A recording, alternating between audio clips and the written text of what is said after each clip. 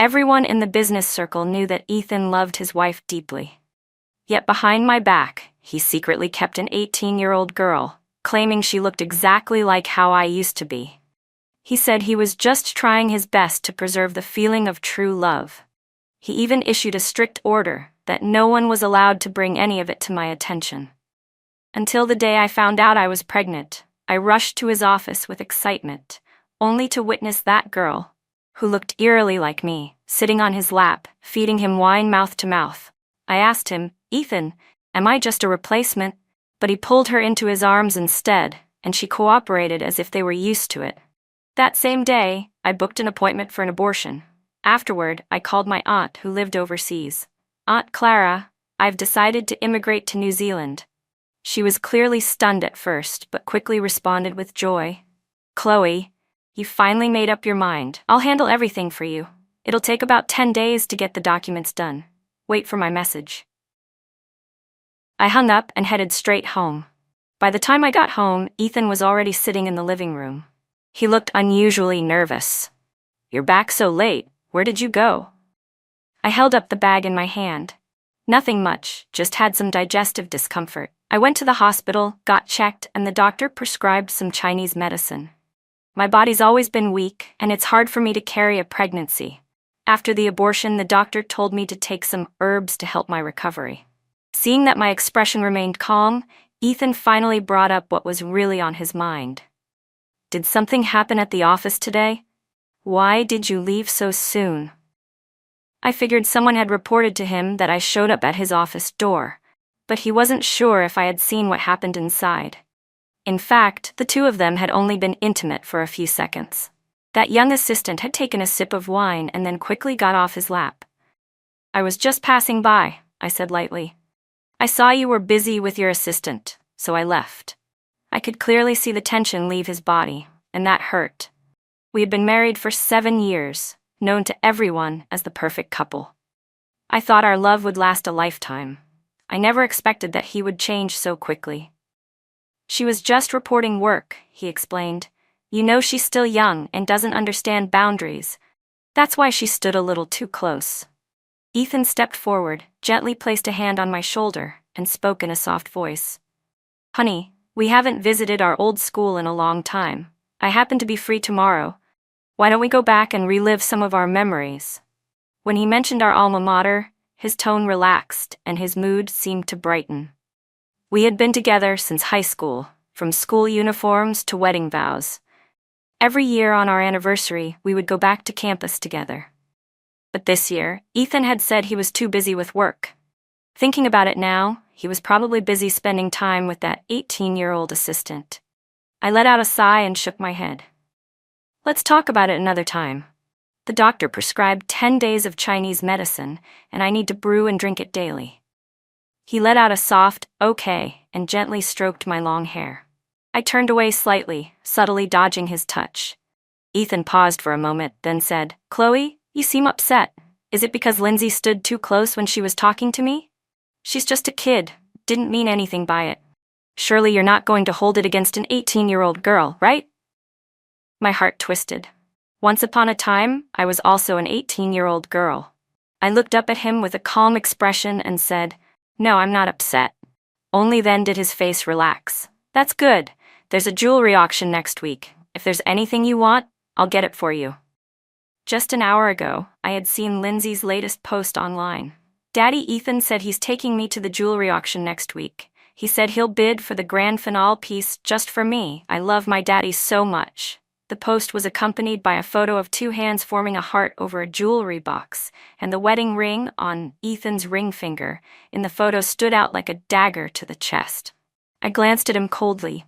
"No need. Give it to someone else." Ethan lowered his gaze, about to say something when his phone buzzed. It was a message from Lindsay, with a photo of a bed. The bed was covered with all kinds of bizarre adult toys. Ethan only glanced at it, but he couldn't help the way his throat tightened. "Chloe, there's a new business project at the company. I need to go on a business trip for a few days." With that, he left in a hurry, the flutter in his eyes barely concealed. I suddenly recalled all those countless nights when he left in a rush, always using urgent work as an excuse. Later, it just became frequent business trips. Right then, a message from Aunt Clara came in. I tapped to open it. "Chloe, your uncle has completed all the immigration paperwork for you. See you next week." Ethan returned exactly 1 week later. I thought he'd head straight to the office, but instead, he braved the morning rush just to come home. Over the past few days, Lindsay had been posting constantly on her social media. In the latest photo, she wore a sheer white nightgown, innocent yet seductive. Her caption read, "Daddy praised my new battle outfit, said he wants to tear it off himself." I gave a meaningless smile and casually commented, "That's just his type." Not long after, the post was deleted. The moment Ethan walked through the door, he came straight to interrogate me. "Chloe, I already explained everything about last time. Lindsay is just an 18-year-old girl. Why do you keep targeting her?" I froze for a moment, then immediately realized it must be because of the comment I'd left on her now-deleted post. Sure enough, seeing my expression made Ethan even angrier. All she said was that she felt lucky to work for a great boss and you insulted her with such awful words. "Chloe, you're already 30 years old. Aren't you ashamed to bully a young girl like that?" I kept my lips tightly shut and said nothing. I let Lindsay smear my name in front of him. I only had 3 days left before I left this place, and I no longer cared how he viewed me. Seeing that I didn't defend myself like I used to, Ethan seemed a bit unsettled. He softened his tone. "Chloe, you used to be so understanding. Why have you become so unreasonable lately? Is it because you're not feeling well?" He placed a large paper bag on the table and personally ladled out a bowl of steaming porridge. "This is a special digestive porridge I asked the old house's kitchen to make for you. Didn't you say your stomach's been upset? I told them to prepare a serving for you every day. I'll bring more back tomorrow morning." He scooped up a spoonful and held it to my lips. "Every time you feel unwell, I wish I could take all your pain instead." I frowned, but didn't open my mouth. Ethan's tone turned impatient. "Chloe, will you stop? You're not an 18-year-old girl anymore. Do you still expect me to coax you like I used to? Lindsay's grandfather was a close family friend. Before he passed away, he entrusted her to my aunt. It's only natural for me to take care of her. Can't you be more reasonable?" I curled the corner of my lips. "Taking care of her? You've taken such good care of her that she's ended up in your bed." Ethan always said he loved how gentle and considerate I was. I always prioritized his feelings, even when I was wronged or unhappy. As long as he said a few sweet words, I would immediately accept his gestures and let things go. I wasn't allowed to argue, and I wasn't allowed to be upset. Just like now, he had already lowered himself to make peace, so he thought I should follow his lead and let him off the hook. But forget it. I was about to move abroad to live with Aunt Clara. I didn't want to raise any suspicion during this time. "The porridge is still a bit hot. Let's set it aside. I'll have it later," I said calmly. Maybe it was my cold attitude that made Ethan lower his voice again. "Chloe, you're truly so understanding. I always knew you were the most thoughtful person I've ever known." Not long after, Ethan got a phone call and left for the office. I didn't need to ask who was calling. Before leaving, he kissed me lightly on the forehead. "Be good. I've got work to do, but tonight at the auction, I'll bring you back something special." After he left, I quietly sat down. I couldn't deny that we used to be in love. He really did love me once. But later, he gave that love to Lindsay. A change of heart is a change of heart. Yet he still insisted on making pathetic excuses, saying things like, Lindsay reminded him so much of who I used to be. I looked around at the home we had shared for 7 years. My heart ached. Hanging on the living room wall was a photo collage of us, from our early days of dating to our wedding portraits. Every year, we took an anniversary photo together, except for this year. When fate runs its course, it's time to let go. I let out a silent sigh, cut myself out of every photo we had together, then packed up all my belongings. Everything in the house that was meant for a couple. I threw away my half. I had already signed the divorce agreement I had asked my lawyer to prepare. I placed it, along with the abortion document, inside a box and left it on the nightstand. I also included screenshots of Lindsay's recent social media posts and messages scheduled to be sent to Ethan's email. Just as I was about to sit down and rest, a message from Lindsay popped up. It included the time and location of the auction that night, along with a taunting message. "Are you brave enough to come, old lady? Daddy says he's gonna light up the sky for love tonight." That evening, I arrived at the auction on time. I hadn't planned to come. My flight to New Zealand was scheduled for later that night. I was about to leave for good. Why let a girl's provocation get to me? But then Lindsay sent me the catalog for the auction, clearly trying to flaunt the grand finale piece, a world-class yellow diamond necklace that Ethan was determined to win. Yet I was drawn to a different piece, a brooch by a rising designer. It was elegant and understated, perfectly matching Aunt Clara's usual style. I had been meaning to pick a gift for her, and this was just right. Aunt Clara was the closest family I had. I lost my parents when I was young, and she raised me. Later, she moved to New Zealand and wanted me to join her. But I had just fallen in love with Ethan at the time. She couldn't change my mind, so she let me stay. I never expected that the so-called true love would change so quickly. After just 7 years, Ethan had fallen for someone else. By the time I arrived at the auction, the front rows were nearly full. I quietly took a seat in the back, intending to leave right after the bid. Sitting in the center were Ethan and Lindsay, laughing and whispering together. Lindsay kept glancing back. When she spotted me, the corners of her lips clearly curled up in a smug smile, like a proud little peacock. The grand finale pieces are always auctioned last. The brooch I wanted, since the designer wasn't well known, came up earlier in the lineup. I easily secured it at a low price and was just about to leave when Lindsay's shrill voice called out from the front. "Hey, Auntie, why are you leaving after getting just one little trinket? The real treasures are still to come, especially tonight's grand piece. You'd regret missing it." Her sugary voice drew attention, and many people turned to look at me. Lindsay smiled at me triumphantly. I smiled back faintly. At 18, girls are meant to be bold, dazzling, and fearless. No wonder Ethan liked her. Seeing such a young, energetic, pretty girl, even I could understand the appeal. Ethan gently patted her on the head, motioning for her to quiet down. Then he glanced back, casually curious about who had caught Lindsay's attention. But when he saw me, his expression shifted drastically. It was the first time I had ever seen guilt and rage coexist on someone's face. Many familiar faces filled the auction room, people from Ethan's social circle. Lindsay's loud call made it impossible for him to pretend not to see me.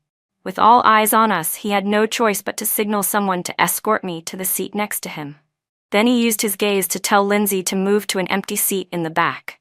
She stood up angrily, her eyes instantly red. "But we agreed I'd sit with you tonight," she snapped. Ethan's voice dropped coldly. "Lindsay, don't make me repeat myself." Her lips trembled as she held back tears. I gently touched Ethan's arm and said, "Let it go. Don't upset her. I've already got what I came for. There's no need for me to stay." His face darkened, clearly dissatisfied. "You're my wife. Why should an assistant take your seat? What's she upset about?" Perhaps the word assistant struck a nerve. The proud young woman burst into tears right there and stormed off to the back row in a fit of anger.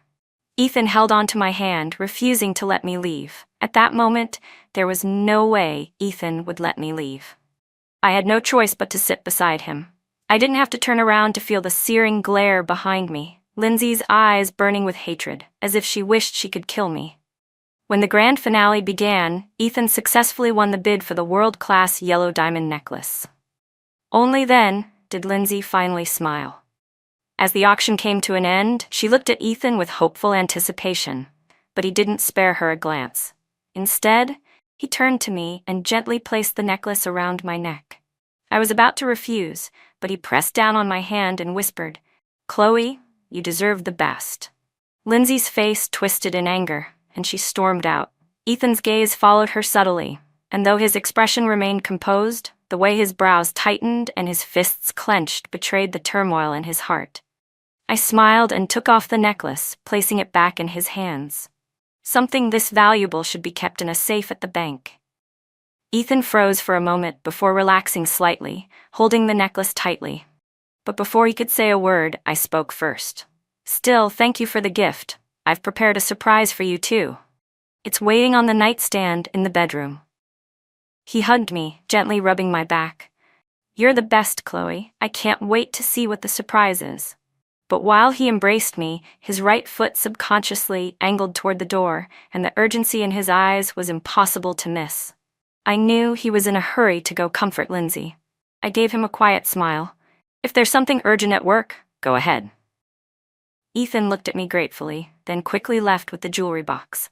I followed shortly after, getting into the ride I had pre-booked and heading straight for the airport. Through the car window, I caught a glimpse of Ethan's black Maybach speeding past in the opposite direction.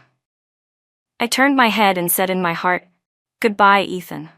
Goodbye forever." Ethan drove straight to Lindsay's apartment. A sudden tightness gripped his chest, an uneasy feeling that something important was slipping away. He couldn't shake the image of my calm expression when I gave him the necklace back. Something about it felt deeply off, and that discomfort still hadn't faded by the time he arrived at Lindsay's place. She was still sulking, throwing a tantrum. Normally, Ethan found this side of her lively and endearing. That youthful spirit was what had drawn him to her in the first place. She made him feel young again, like he was back in his 20s. But now, he felt an unexplainable irritation. For once, he didn't comfort her. Instead, he simply handed her the jewelry box. Lindsay's eyes lit up the moment she saw it. Her lips curved into a smile. "I knew it. You're the best, Daddy. Let me put it on for you." It was the first time Ethan noticed how materialistic she seemed. Although he had always willingly spent money on her, even gifting her the luxury apartment she now lived in, something about her reaction to the yellow diamond necklace unsettled him. Lindsay was just 18 and not very skilled at hiding her true emotions. Only when she received extravagant gifts would her joy seem genuine. With the small presents, she usually just feigned delight. But Chloe was different. She also appreciated the expensive gifts, but what touched her more were the small, thoughtful trinkets he gave with sincerity. For the first time, Ethan realized that maybe Lindsay didn't love him the way she said she did. Lindsay ran off to the bedroom holding the jewelry box, acting all mysterious. "Just wait, Daddy. I'm going to change into my new battle outfit to match it." Ethan's frustration peaked. He suddenly had the urge to leave immediately and go find Chloe. Just as he was about to walk out, Lindsay reappeared. He stopped in his tracks. She was wearing a long purple satin gown. The thin silk clung lightly to her body without looking cheap, flowing with her movements in a way that left just enough to the imagination. Paired with her youthful face, it created a striking contrast that set every nerve in Ethan's body on fire. The nightgown itself was elegant, but on an 18-year-old full of youthful energy, it became irresistibly provocative. Overcome, he pulled her into the bedroom. He had just fastened the yellow diamond necklace around her slender, pale neck when, in the very next second, all thoughts of Chloe vanished from his mind. 2 hours later, Ethan finally got out of bed, still lingering in satisfaction. He got dressed, ready to leave. But Lindsay grabbed his wrist, refusing to let go. "Didn't you say you'd stay with me tonight? You're an adult, you shouldn't break your promises." But this time, Ethan was determined to leave. He didn't even know why. He just had a strong urge to go home. He thought of how Chloe had told him at the auction that she'd prepared a surprise for him. He was eager to get back and see what it was. Lindsay clung to him, refusing to let go. Irritated, he finally snapped. "Can you not be so childish and unreasonable, Lindsay?" Lindsay threw a little tantrum, yanking her hand away forcefully. "So now you think I'm being too childish? Wasn't it you who said 18-year-olds should act like 18-year-olds? That being a little spoiled is what makes them cute?" Ethan regretted it then. He had indeed been drawn to Lindsay's bratty charm at first. What had started as fulfilling a promise to a family friend had developed into this complicated mess. And just like that, an image of me at 18 flashed through his mind. I had been willful too, but never with him. I never made demands. I gave him emotional support, steadiness. In that moment, he finally realized just how much he loved me. Without looking back, Ethan left. He had to go home and find me, to apologize. He had neglected me recently, and he swore he'd make it up to me by spending more time with me from now on. As for Lindsay, he would just send her abroad for school. A couple of years to mature, and maybe she'd be as sensible as I was. If she could stop being so spoiled, he wouldn't mind keeping her around. And if she eventually wanted marriage and children, he could give her a large sum of money to ensure a comfortable life. Lost in thought, Ethan soon arrived home. He unlocked the front door, calling out cheerfully, "Chloe, I'm back," but no one answered. Puzzled, he walked into the living room. At this hour, where could Chloe have gone? Then he saw the photo wall, where our picture together had been cut in half. His mind went blank. A terrible feeling crept over him. Then he noticed that every couple's item in the house had been split, my half all gone. He rushed to the bedroom and flung open the closet. All my things had disappeared. Panic took over. He grabbed his phone and called me. But all he got was the cold, mechanical voice. "The number you dialed is currently powered off." "Chloe, where are you?" He muttered to himself, redialing again and again, but each time the same dead response. Frustrated, he slammed the phone down. Dread filled him. For the first time, Ethan felt what it was like to be left behind. But he didn't want to believe that I had truly left, quietly, without a trace. After all, I had just told him earlier I had prepared a surprise for him. That's right, he remembered. I said there was a surprise for him on the nightstand. Ethan looked over and spotted the box. A wave of hope washed over his panicked heart. "See? Chloe loves me too much to leave me," he whispered to himself, picking up the box and placing it carefully on the bed. He lifted the lid and his heart dropped again. Inside were the divorce papers. The bold letters stared back at him. Divorce agreement. In disbelief, he flipped to the last page, hands trembling uncontrollably. There it was, my signature, clear and unmistakable. "Why? Why?" he muttered. "Chloe, don't scare me like this. Why do you suddenly want a divorce? Don't you love me anymore?" No one could possibly love him more than Chloe did. He remembered the time he had fallen inexplicably ill. The fever wouldn't break. Doctors tried every method they knew, but nothing worked. They said if it continued, it could become life-threatening. Chloe was terrified. The doctor had been the top expert in his field. If even he couldn't fix it, then there really was no solution. Chloe was desperate. She searched the internet for anything that could help, and found a post suggesting that praying at a temple might work, as long as the prayer was sincere. That gave her hope. If there was one thing she had in abundance, it was sincerity. She found a temple that people online swore was the most effective. It was at the top of a mountain, more than 5,000 steps high. Without hesitation, she set out. The moment she arrived at the base of the mountain, it started to pour. But she didn't stop. Ethan was still lying in bed with a burning fever. She couldn't wait. In the pouring rain, she climbed the mountain, bowing with every step. Over 5,000 bows. She lost count of how many times she slipped along the way. Her forehead was bruised and bleeding by the time she reached the top. And strangely enough, the moment he came down from the mountain and returned to the hospital, the doctor told him that Ethan's fever had broken. Chloe collapsed onto the floor and burst into tears. Days of suppressed fear and exhaustion finally poured out of her.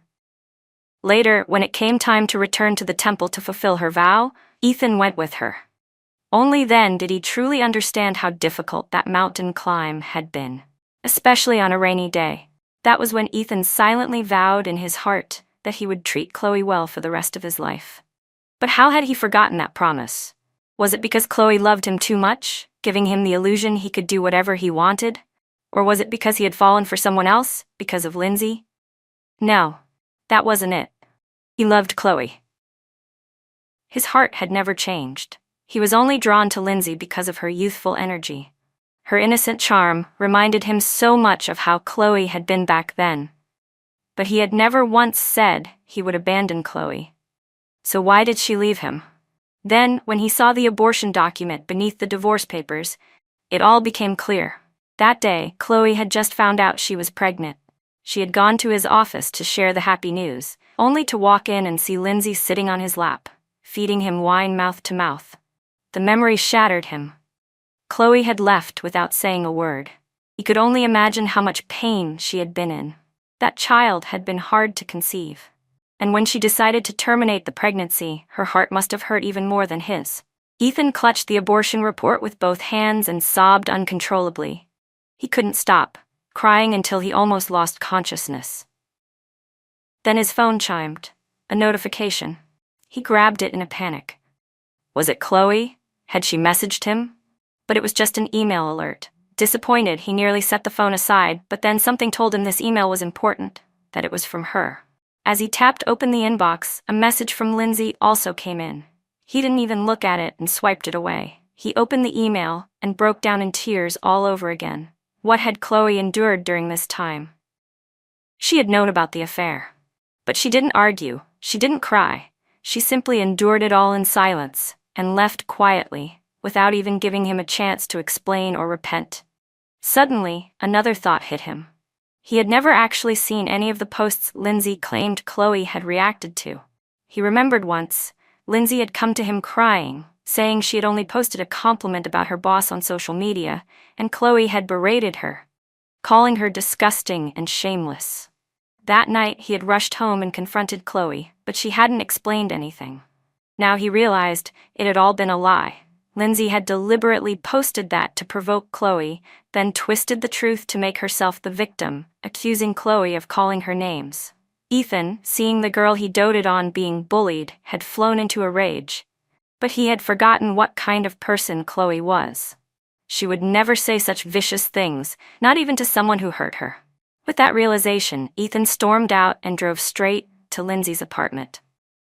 Lindsay heard the door slam and immediately knew Ethan had come back. She was sure it meant he couldn't bear to leave her. Still wearing the purple satin nightgown, she rushed over and threw her arms around his neck. "Daddy, I knew it. You can't stay away from me. Kiss me, Daddy. I love you so much." She leaned in to kiss him, but was startled by the look in his eyes. "Daddy? Why are you looking at me like that? You're scaring me." Ethan shoved her away violently. "You really don't know what you've done?" he growled. "I warned you. Chloe is my bottom line. I told you not to mess with her, but you just had to act stupid. I swear I could kill you right now." His face was terrifying, like he meant every word. Lindsay had never seen him like this before. She burst into tears, but Ethan didn't even seem to hear her sobbing. He snatched her phone and opened her social media feed. Any last trace of hope he had was obliterated. His rage exploded. He slapped Lindsay hard across the face. "This is what you've done? You really dared to do this to my Chloe? You really deserve to rot in hell, Lindsay." Even if Lindsay was still young and immature, she finally understood what was happening. Ethan had discovered the private social media posts she had set to be visible to Chloe only. She clenched her teeth in secret. That bitch must have tattled to him. The thought made her smirk inside. Tattling? I can do that too. All she had to do was cry and act pitiful, and Ethan would come right back to comfort her. Imagining it, she immediately switched into a tearful, aggrieved tone. "Daddy, I just did it because I love you so much," she whimpered. "It was all Chloe's fault. She posted something first to provoke me. I was just reacting. Don't let her fool you. She's way older than me. She knows way more tricks. She's trying to drive a wedge between us. She tattled on me to manipulate you." Lindsay thought her excuse was brilliant, clever, even. She was proud of how quickly she spun it. But Ethan saw right through her lies. "You think Chloe tattled," he said coldly. "If only she had. But she wouldn't even stoop to that level." His eyes darkened. "Lindsay, even now you're still trying to slander her? This is what I get for spoiling you. I'm giving you one last chance. I don't care what you have to do. Bring Chloe back to me. If you don't, I swear, I won't let you off." Lindsay realized Ethan was serious this time. Really, truly furious. She grabbed his hand, sobbing. "Daddy, don't be mad. It's my fault, okay? I just love you too much. I'm obsessed with you. I lose control when you're not around. I feel like I'm going crazy without you. Please, I'm begging you. I'm afraid of losing you. Me and our baby, we both need you." As she spoke, she placed Ethan's hand on her belly. She was thinking, "You've always wanted a child. Chloe couldn't get pregnant for years because of her health. But I can. I'll give you what she couldn't." She watched Ethan's face carefully, certain he would be moved. But what Lindsay didn't know was that the word baby had triggered Ethan's deepest guilt. His mind instantly replayed the moment he found out Chloe had gone alone to the hospital to abort a child, his child, one that had been hard to conceive. She hadn't even had a chance to share the joy with him before she was forced to endure the heartbreak alone. Rage surged in him once more. He shoved Lindsay so hard she staggered back toward the door. He was shaking with fury, his voice hoarse as he forced out 2 words. Abort it. No one but Chloe deserved to carry his child. Ethan stormed out, slamming the door behind him. At that moment, he only wanted to find Chloe. He was consumed by fear. Deep, bone-chilling fear. A gnawing sense that Chloe truly didn't want him anymore. No, I won't allow that. He threw everything he had into tracking her down. But no one knew where she'd gone. With his resources, it should have been easy to find one person, so why had Chloe vanished so completely? He was on the verge of losing it.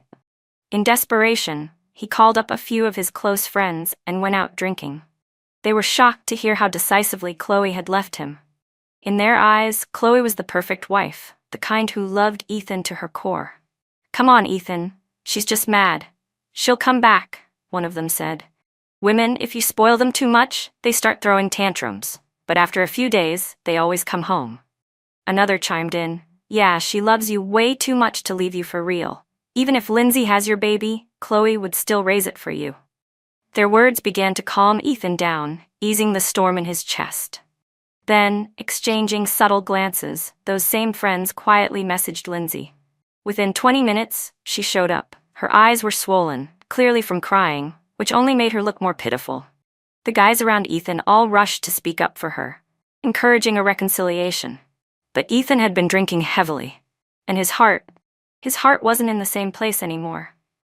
At that moment, Ethan was so drunk he couldn't even hear what anyone was saying. All he knew was that when he looked up, he thought he saw me, his Chloe. He rushed forward, throwing his arms around Lindsay, and mumbled over and over, Chloe, you finally came back. You're back. Thank God. Do you know how scared I was? I thought you didn't want me anymore.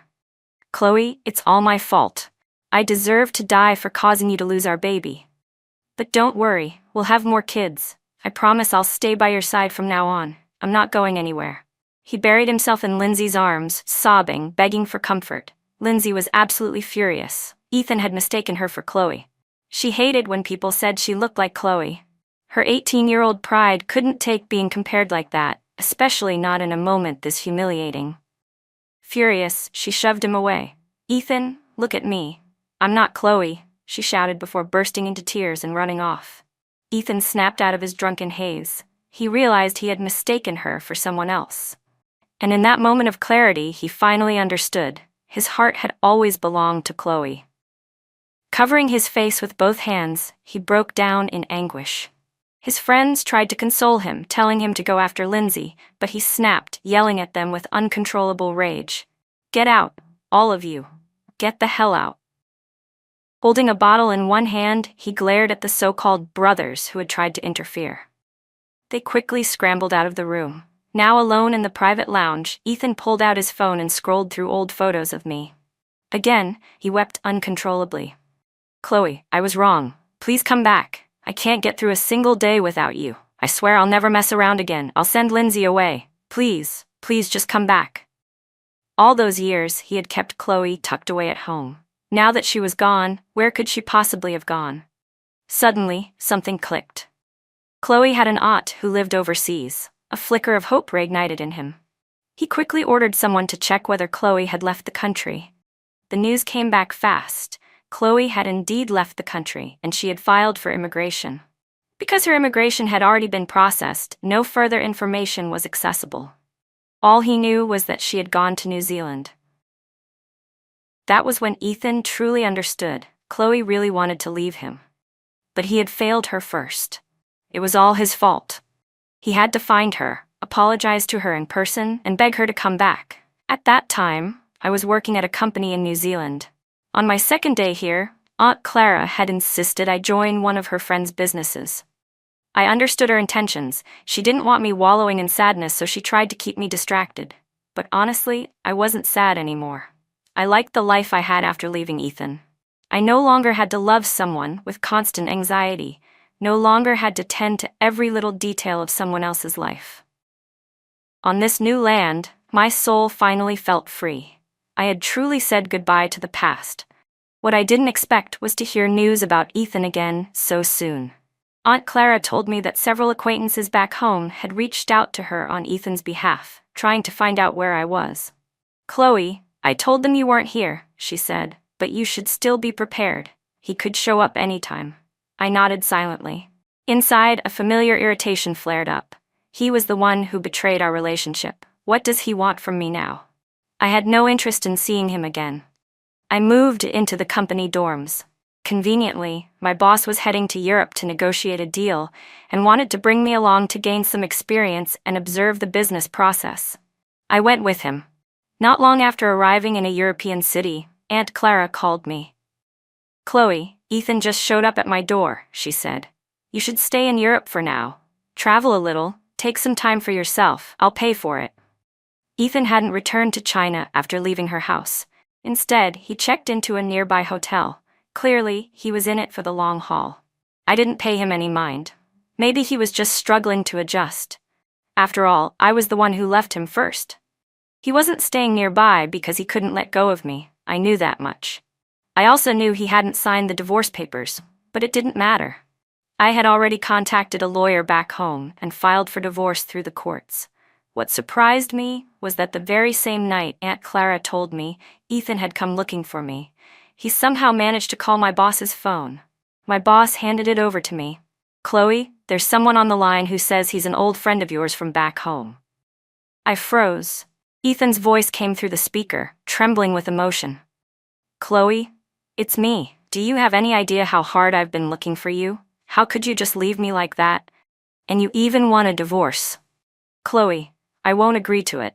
I know you're upset because of what happened with Lindsay, but I've already fired her. I'll never contact him again. So please, stop being mad. Come home with me. Just tell me where you are. I'll come get you right now, okay?" "That's enough," I cut him off impatiently, unable to listen any longer. "Ethan, we're done. As if there's absolutely no chance of us getting back together. If you want to sign the divorce papers, sign them. If not, it doesn't matter. I've already hired a law firm. My attorney will contact you about the legal process." I paused, then added coldly, "And Ethan, don't harass the people around me again, or I won't hesitate to call the police." I hung up the phone, breathing hard with anger. He had cheated on me with an 18-year-old girl, and now he still had the audacity to ask me to reconcile? I couldn't believe I hadn't seen this shameless side of Ethan before. But before I could even put the phone down, it rang again. My boss gave me a helpless look. "Chloe, I heard the whole conversation, and while I'd love to help you since you call me Auntie Hong, I'm expecting a very important business call on this number. You understand what I mean, right?" Of course, I did. She was the company's big boss, and she had critical deals coming in all the time. Ethan's non-stop harassment could jeopardize those. So I used my own phone to call Ethan back. Only then did he finally stop calling the company line. When he realized I wouldn't answer his calls, he started sending me dozens of texts every day, just like when we first met, when he had endless things to say. He even tried to use Aunt Clara to change my mind. Every day, Ethan would show up with gifts for Aunt Clara and Uncle, pledging his love for me and swearing he'd never make the same mistake again. He begged them to speak on his behalf. But Aunt Clara never liked him to begin with. If I hadn't been dating him, I would have moved with her to New Zealand long ago. She rejected him on the spot and sternly warned, "Ethan, Chloe has already made up her mind. Sign the divorce papers, or we'll involve the police." Not only did she shut him down, but she also immediately began arranging blind dates for me. When Ethan found out, he was so furious he nearly lost it. I didn't refuse Aunt Clara's efforts. I knew she had my best interests at heart. She told me that the man she picked was someone I already knew, someone she trusted and preferred because he was familiar and also Chinese. When we met, I couldn't help but laugh. It was Du Jie, the chubby grandson of the old lady who used to live next door when I was a kid. He had slimmed down and looked sharper now. Still, I told him up front during our first meeting that I was still in the middle of divorce proceedings and wasn't ready to start a new relationship. I had felt a little guilty about meeting him, but Du Jie was gracious. "It's okay, Chloe. Honestly, I begged your aunt to let me meet you. I already know your situation, so don't feel pressured." He smiled warmly and added, "To tell you the truth, I had a bit of a crush on you when we were kids. But before I got the chance to tell you, you had a boyfriend. Then my family moved away, and that was that. I thought that little spark from back then would just fade into the past. But then you showed up here. I did consider just saying hi, reconnecting like old friends, but I figured if I did that, we'd just end up as friends again. He looked at me sincerely. So I talked to your aunt and told her I wanted to meet you through a formal blind date. Then he held out his right hand with a confident smile. Chloe, let's start over. I'm your blind date. My name is Zane Du, he said, and I hope that when you're ready to start a new relationship, you'll consider me first. I nodded and reached out my right hand too. But before our hands could meet, a figure suddenly rushed in. Ethan threw a heavy punch at Zane's face. Zane reacted quickly, and the two of them began fighting. I yelled for them to stop, trying to pull them apart, but neither would back down. They kept grappling and trading blows until they were both bloodied and exhausted. When they finally stopped, I glared at Ethan and rushed to Zane's side to check on him. Thankfully, the injuries weren't too serious, but he still needed treatment. I grabbed his arm, ready to take him to the nearest hospital. But Ethan blocked us. His eyes were filled with both pain and anger. Chloe, you're really going to abandon your husband for some outsider? I laughed coldly. Ethan, did you remember you were my husband when you were rolling around in bed with Lindsay? You're the most ridiculous man I've ever met.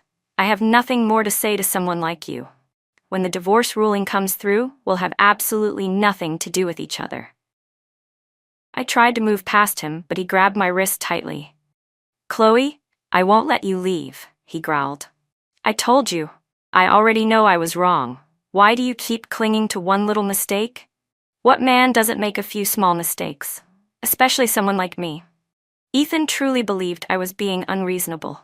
All his friends had multiple women, even after getting married, yet he had stayed faithful, at least until Lindsay, who had just turned 18, confessed to him and he lost control. But he claimed he'd changed. He said he'd fired Lindsay, given her money to abort the baby, and decided only Chloe could ever carry his children. What more did she want from him, he thought. But now, seeing me take Zane's side only made him angrier. I felt the rage boil up inside me. This was worse than the day I'd caught him cheating. Ethan, can you be any more shameless? I snapped. Just because you're rich, you think you have the right to control everything? He acted like he didn't hear a word I said and tried to drag me away. Chloe, it's clear I was too kind to you before, he said with a sinister tone. I should have locked you up so you couldn't leave. You'd never have had the chance to run. You're mine, my wife. And as for the divorce, forget it. It's never gonna happen. You'd better be obedient, or that man beside you might not be so lucky. His face darkened as he threatened me, trying to scare me into submission. But this time, I wasn't the same woman he used to control. Ethan, stop pretending your possessiveness is love. You don't want me free, not because you love me, but because your ego can't stand losing control. I don't love you anymore. I'll never go back to you, so give it up already. I stared him down coldly. I'm going to count to 3. If you don't let go, I'll call the police. 3, 2, 1. I turned to Zane. Call them. We both pulled out our phones and dialed the police. Officers reviewed the surveillance footage from the area.